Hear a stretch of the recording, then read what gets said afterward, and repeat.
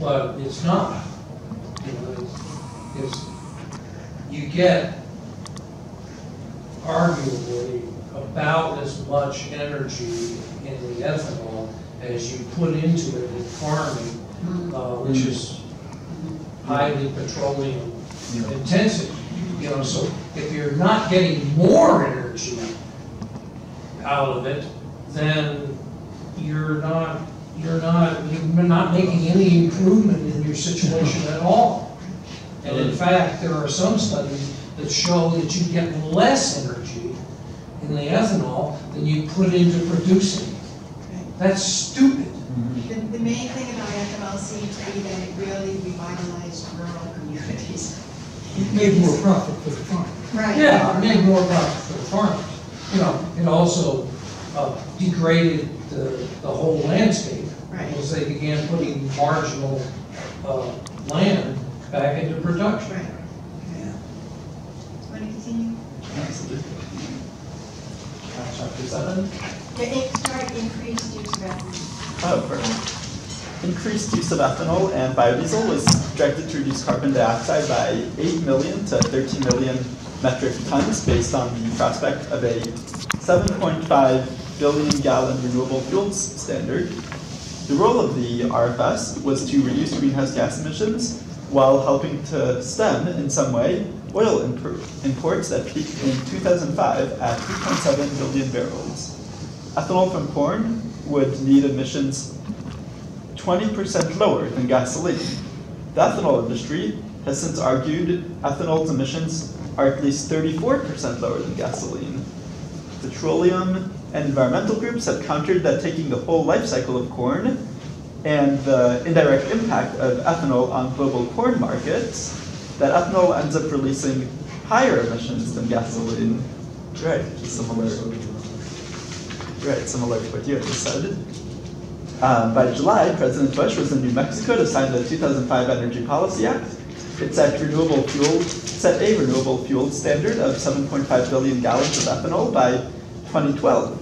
The ethanol industry blew the doors away. By the time the ink was dry on the law, everybody and their dog wanted to build an ethanol plant. There were tremendous real economic gains for the Corn Belt. In 5 years, from 03 to 08, the number of operating ethanol plants grew from 68 to 139, with another 61 possible ethanol plants under construction in 2008. Ethanol grew from using 7.5% of the nation's corn in 2001 to 23% by 2008.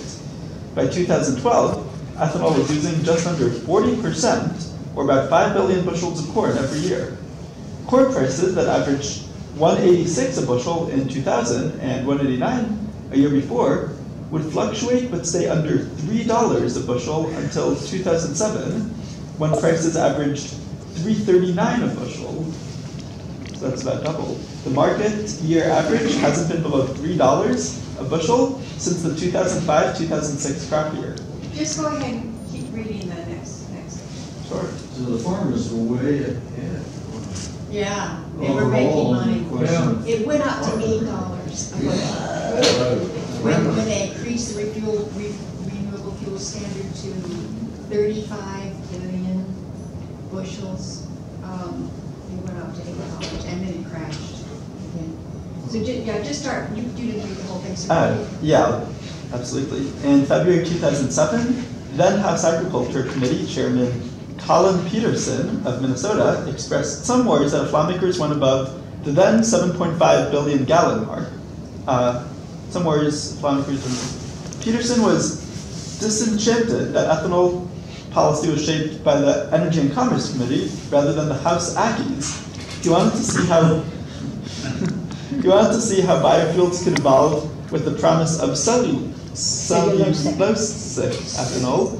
Cellulosic ethanol was supposed to be the holy grail for making energy out of waste. Rather than relying on converting cornstarch to sugar, the process instead used switchgrass, corn stover, wheat straw, and other plant waste to convert to alcohol.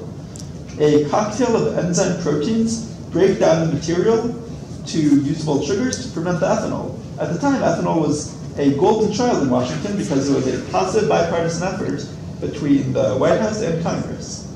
Obviously, not everyone was on board with ethanol. Livestock producers had largely ignored the industry until corn prices began to move northwards, up 120% over a 5-month period.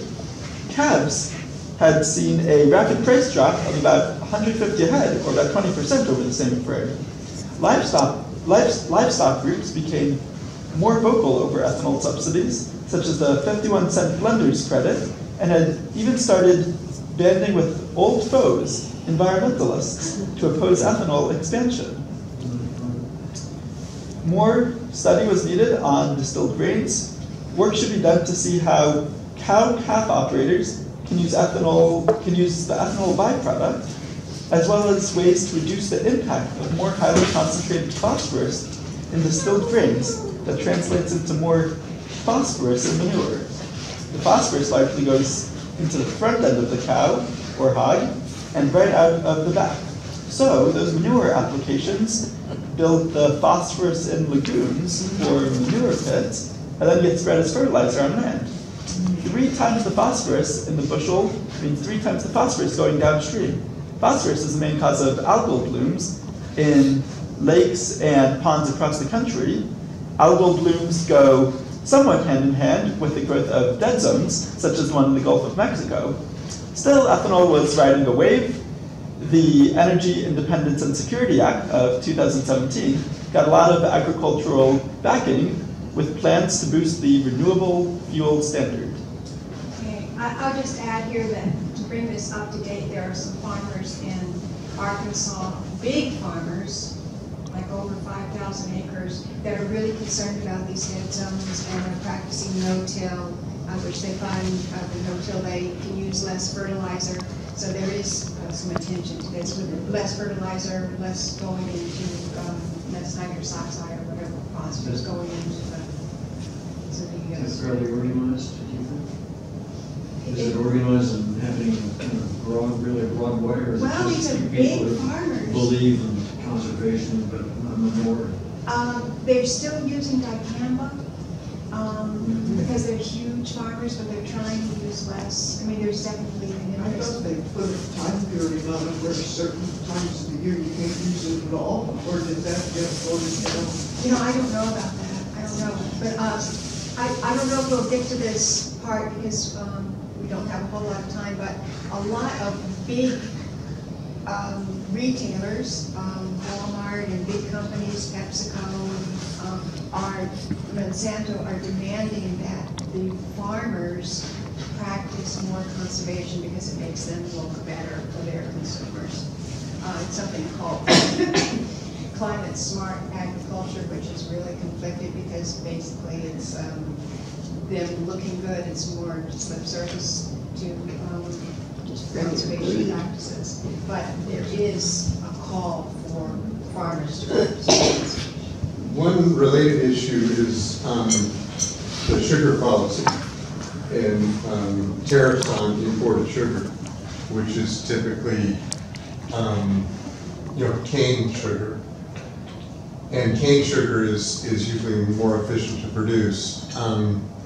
We use high fructose corn syrup in a lot of beverages and so on. So that's a related issue. In encouraging high fructose corn syrup, you're encouraging more raising of corn, which raises the price, in addition to what you're reading here.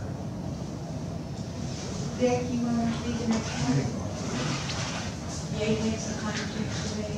I'm really interested in this because what I'm interested in is the Farm Bill, which is coming up. It's going to be written in 2018. If we don't get anything in Congress, at least we can call Bozeman, who is on the Ag Committee, and Crawford from District 1, who is on the House Ag Committee, and say we need to be saying, well, we want conservation measures included in this year's Farm Bill. Dick? Section 8, 2007, the Apex Climate Change Debate. The Farm Bill is the program manual for commodity agriculture. It tells farmers how they manage risk, how they receive incentives or subsidies for conservation practices. It also spells out what new and innovative things policymakers want to push, such as offering low-interest loans for renewable energy projects and growing dedicated energy crops. In 2007, while the Senate Agriculture Committee worked to pass a 5-year farm bill, another group of senators in October introduced the America's Climate Security Act of 2007, the Warner-Lieberman Bill, a 40-year plan to reduce greenhouse gas emissions, built on a small market in which companies were trading reductions in GHG emissions to establish the cost of CO2 pollution. A few companies were already trading carbon credits like a commodity on the Chicago Climate Exchange. Warner-Lieberman would have imposed a pollution limit on utilities and major manufacturers. The cap would have been lowered over time and companies could trade emission allowances. The goal of Warner-Lieberman was that by 2050, the United States would reduce GHG emissions to 70% below 2005 levels. It offered transition assistance and job training for those workers who may lose jobs. It had support from some Republicans who were interested in supporting agriculture. The bill would have set aside 8% of carbon credits for an offset market for agriculture and would have given farmers and ranchers a role in sequestering carbon. Congress was also working on Energy Independence and Security Act of 2007, or H.R. 6, to strip the oil industry of some subsidies, to create a national RES, Renewable Energy Standard. renewable energy, increase fuel efficiency in cars, boost incentives for wind and solar, and accelerate use of biofuels. It cleared the House, but was slow and changed in the Senate, and was opposed by the Chamber of Commerce. Anyone want to curse?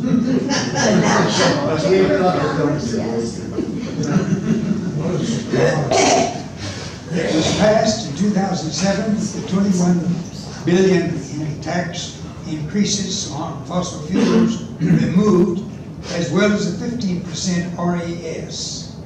Rural America, chiefly grain farmers, were big winners. The mandated level of biofuels was increased from 7.5 billion gallons annually to 35 billion gallons by 2022. Cellulosic fuel would account for 22 billion gallons. May I make a comment? 42 of that 35. Chevy? Yeah. One comment. They talk about the cellulosic ethanol. There is no such thing. Well, there is. It can be done, but it's much more expensive than just taking corn and turning it into ethanol. He mentioned And so that it there never is- took off. There is one plant versus 100 and some ethanol, corn ethanol. There's one cellulosic ethanol plant in the United States. So it doesn't. Now, I don't know how the Brazilians have a terrific ethanol program that uses largely sugarcane stuff, and I don't know how they do it.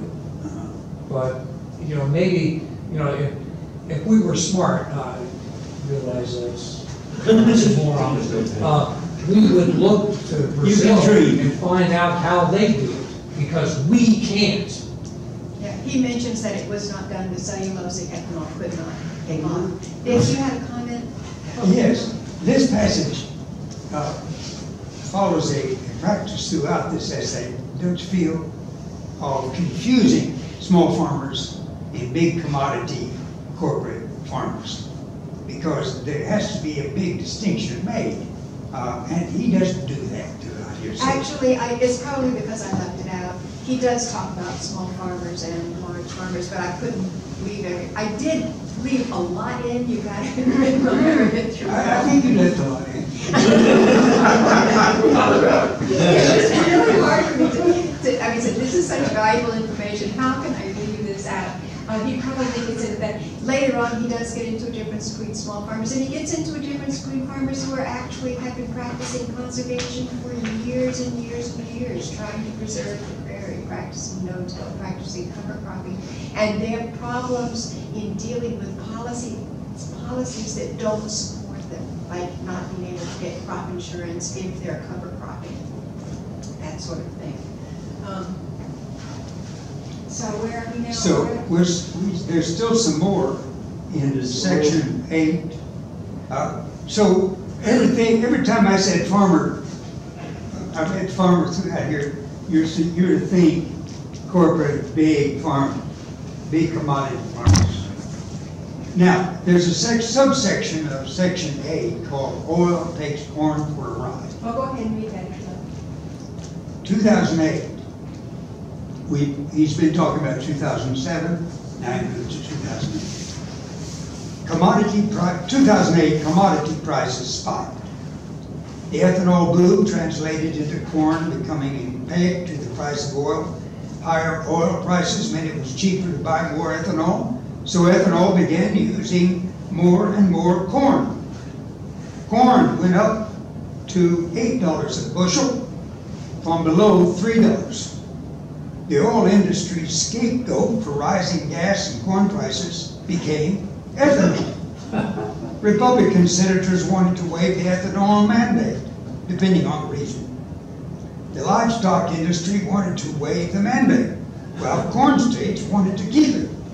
Food prices were going up, while corn prices were coming down, due to $88 a bushel in December 2008. Perception was that demand for ethanol had caused corn prices and subsequently food prices to soar. Since then, the dynamics of the corn market have shifted so much that the 2014 Farm Bill begins paying direct subsidies to farmers when corn prices fall below $3.70 a bushel. Senator Harkin said biofuels were not the chief reason for high food and commodity prices as much as demand from Asia, a weak dollar, and poor harvest. Last paragraph. Congress wanted to emphasize a shift towards cellulosic ethanol production. The new Farm Bill lowered the blender's tax credit from 51. Some of this section seems pretty technical to me, and I would have to pause and think about this. The new Farm Bill lowered the blender's tax credit from 51 cents to 45 cents a gallon. That Farm Bill also offered a major incentive to companies building cellulosic ethanol plants, a $1 a gallon credit for producing and blending cellulosic ethanol. The bill also provided government loan guarantees for cellulosic ethanol facilities. Yet, policy on corn-based ethanol was moving on two colliding paths in Congress as committees dealing with energy re-examined the renewable fuel standard while the Farm Bill offered more incentives.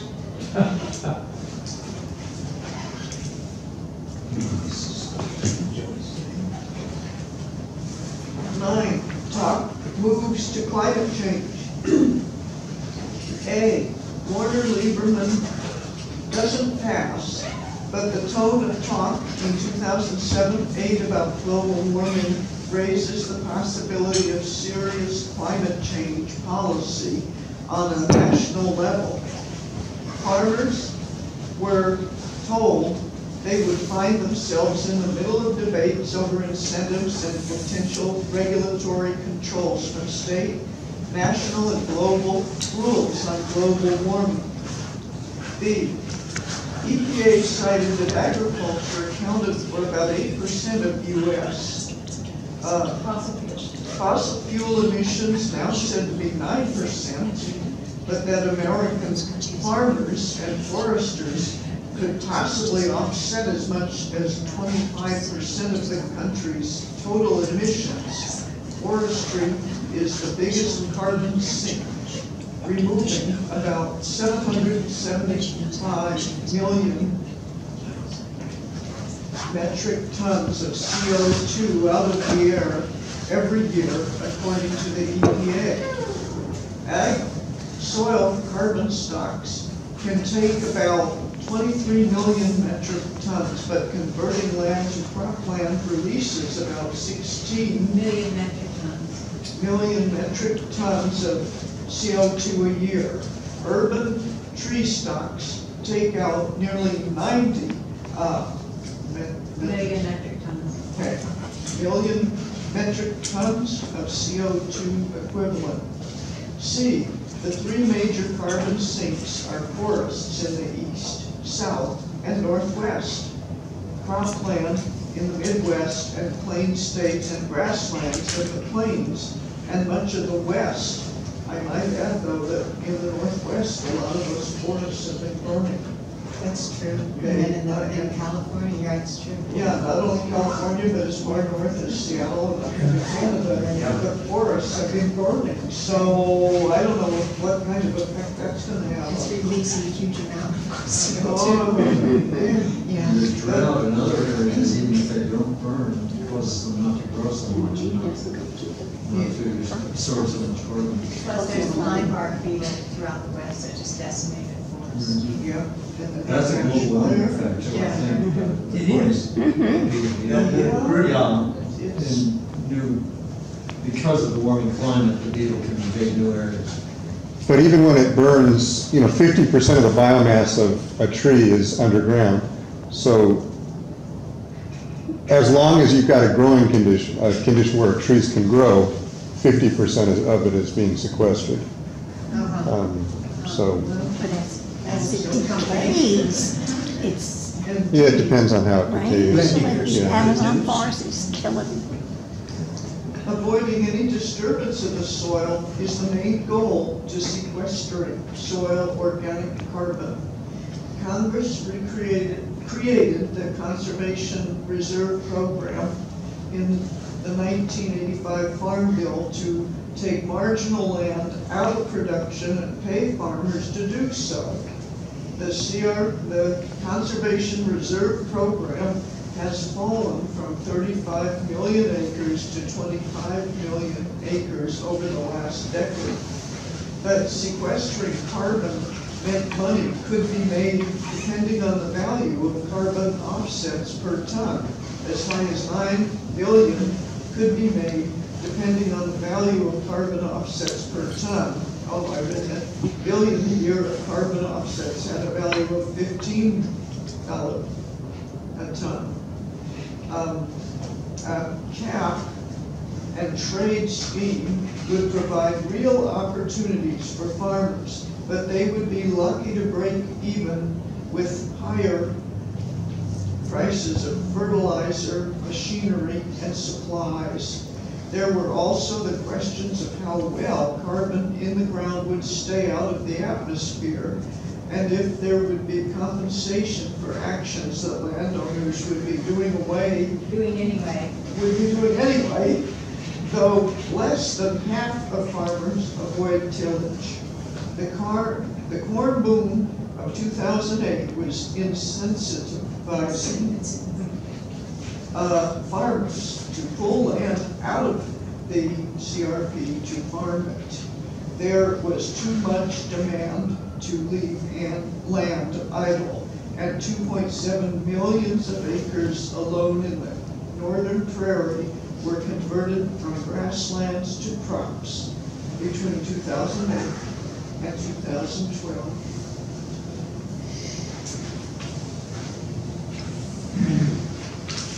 We're running out of time. Yeah. When do we're we have just to be getting- out of here? I thought we had to be out of here at 3 o'clock. No, we can stay till 3:30. We might skip some sections, but I want to get this because this is Waxman Markey. This is important history, I think, we should know. 10, Democratic 2. A, 2008, Obama planned to start cap and trade legislation immediately after taking office. Representative Henry Waxman took over as House Energy and Commerce Committee chairman. He had worked in the 80s to block the Reagan administration from disarming the CAA and was most associated with going after the tobacco industry in the 90s. He first attacked crop insurance as a waste for taxpayers. He held his first hearing 5 days before Obama was inaugurated and announced the goal of passing climate legislation out of committee by Memorial Day.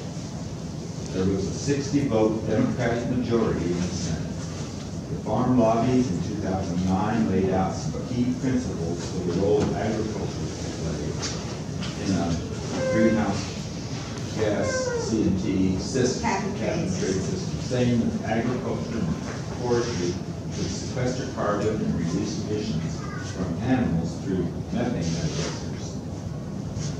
Studied the benefits and cost of farmers in the legislation, but ignored the risks of climate change. The main concern was that carbon credits are going to be worth enough to generate money for people like farmers. Companies forced to buy those credits would end up charging their customers more, and the cost of fertilizer, steel, and diesel fuel would all go up. It could also lead to competition for carbon credits, perhaps even from foreign governments. B, livestock producers were concerned about regulations of methane. C, the farm lobbies had no relationship with Waxman or Representative Ed Markey, who became the chairman of the subcommittee, which was crafted. D, Obama announced the American Recovery and Reinvestment Plan to double the production of alternative energy in the next 3 years through tax credits, state incentives for wind power, and the RFS renewable fuel standards.